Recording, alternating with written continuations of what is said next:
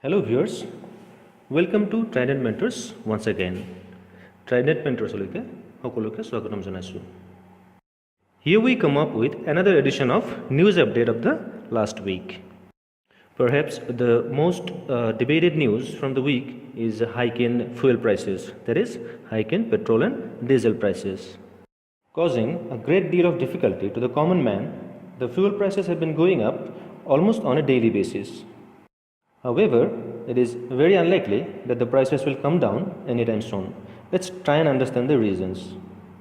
Here is an undeniable fact that the taxes imposed by the government on petrol and diesel are a key revenue source for both the center and the states, and any reduction or cut in these taxes will directly hit their fiscal position.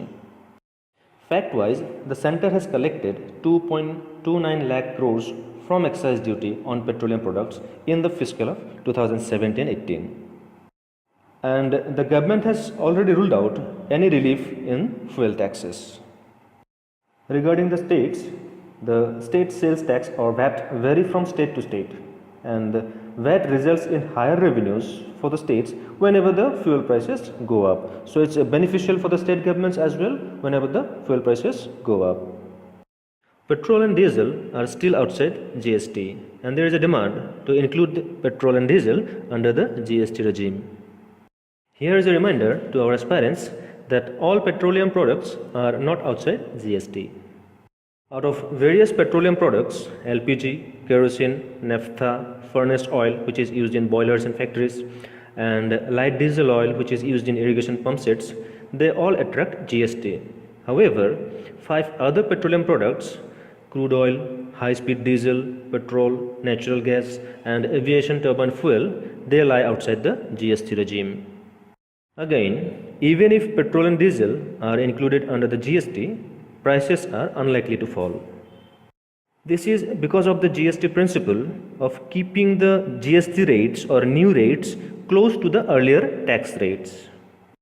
Again, if petrol and diesel are brought under the GST, states will levy additional taxes to boost their individual revenues. These are the few reasons why the common man will not get any respite or quick respite from the rising fuel prices, which are caused by the rising fuel prices in the international market and the falling rupee value. The next piece of news comes in the wake of a tragic accident that took place in Brahmaputra a few days back. The news talks about regulation of inland water vessels, which is regulated by Inland Vessels Act 1917. The act is applicable all across the country except the state of Jammu and Kashmir. The act is not applicable for fishing boats and the boats registered under merchant shipping rules. As per the law, these engine-fitted country boats cannot operate without a certificate of survey. They can ply on inland waters only after receiving such a certificate from the government-appointed surveyors. The next news is about Bangladesh diplomat calling on Chief Secretary of Assam.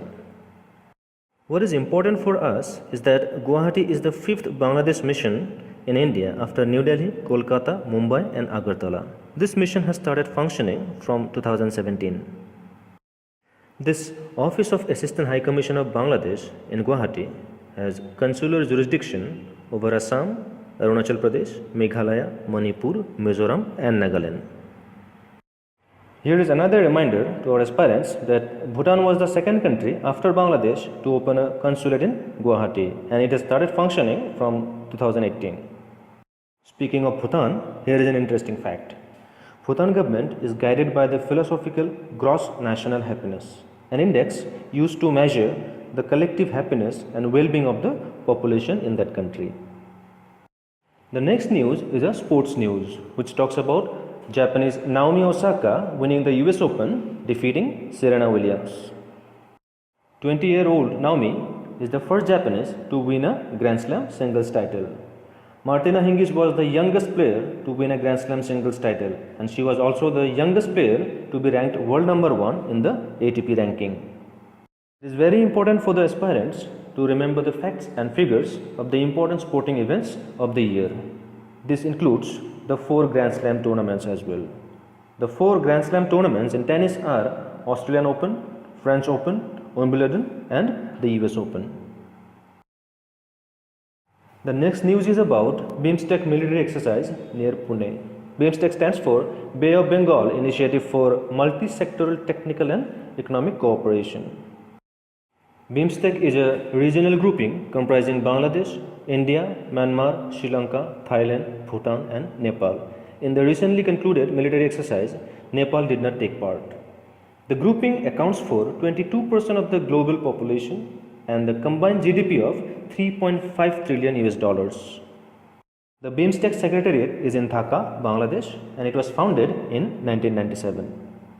India has been pushing for making the BIMSTEC more effective as the SAARC, which is South Asian Association for Regional Cooperation, is not making much progress. The aspirants are supposed to have a sound knowledge of various cultures, traditions, festivals of different tribes from the region and the state. Here is a news about a festival called Tamil Nadu Festival. It is celebrated in the state of Arunachal Pradesh. It is one of the ancient and popular festivals of Arunachal Pradesh. During this festival, prayers are offered to the nature. It is celebrated in the Lohit district of the state by the Digaru Mishimi tribe.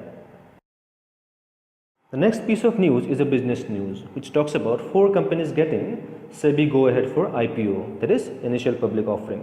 SEBI stands for Securities and Exchange Board of India. It's regulated and governed by Securities and Exchange Board of India Act 1992.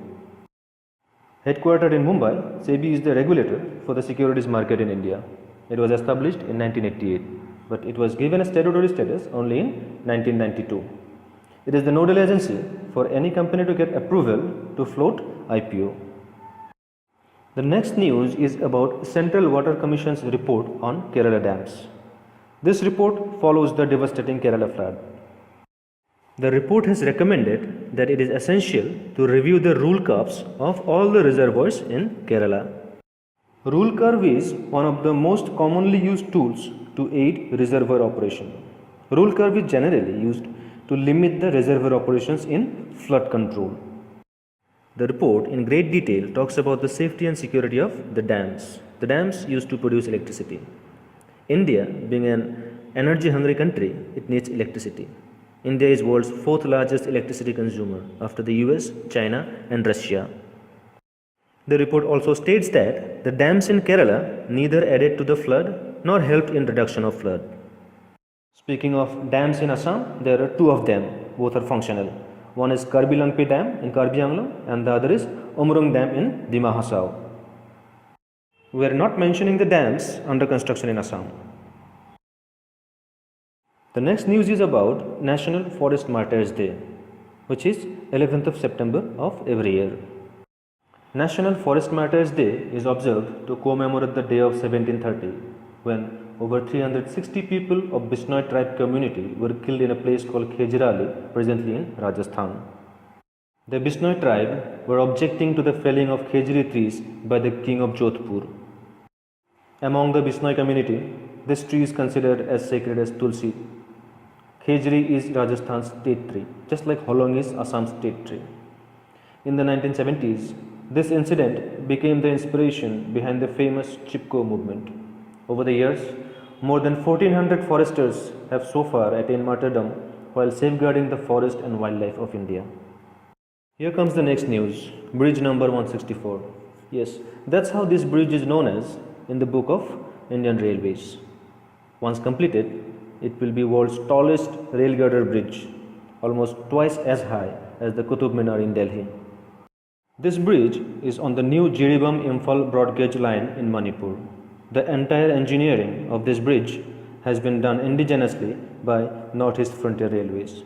3 IITs, Kanpur, Roorkee and Guwahati, along with NIT Silchar, are also associated with this ambitious project by way of technical support and proof checking of designs. The next news is about a temple called Mat Mandir. This is a historic temple in Dhubri district. It is said to be almost 450 years old. It was built by Rakhudev, son of celebrated warrior Selarai. Selarai was the brother of Koch King Naranarayan. Here comes the news of Justice Ranjan Gogoi being appointed as the 46th Chief Justice of India. son of former Chief Minister of Assam, Keshav Gogoi, Justice Ranjan Gogoi will be the first one from the northeast to hold this position. Ranjan Gogoi used to practice law in Guwahati High Court. Then he was appointed as a permanent judge of Guwahati High Court in the year 2001. Later on, he was transferred to Punjab and Haryana High Court in 2010. He went on to become the Chief Justice of the same High Court in 2011. In the year 2012, he was promoted as a Supreme Court judge. Let's remember that H.J. Kania was the first Chief Justice of India. The Supreme Court of India has a total strength of 31 judges presently, including the Chief Justice. Along with that, let's remember that Guwahati High Court has a total strength of 24 judges, including the Chief Justice. Here comes the news of something called aspirational districts. 101 districts from across the country have been picked up for this scheme. Main focus of this scheme is to strengthen each district and create a sense of competition among them. From the 8 northeastern states, 14 districts have been selected, out of which 7 are from Assam. The districts are Dorong, Thubri, Borpeta, Gwalpara, Baksa, Odalguri and Hailakandi.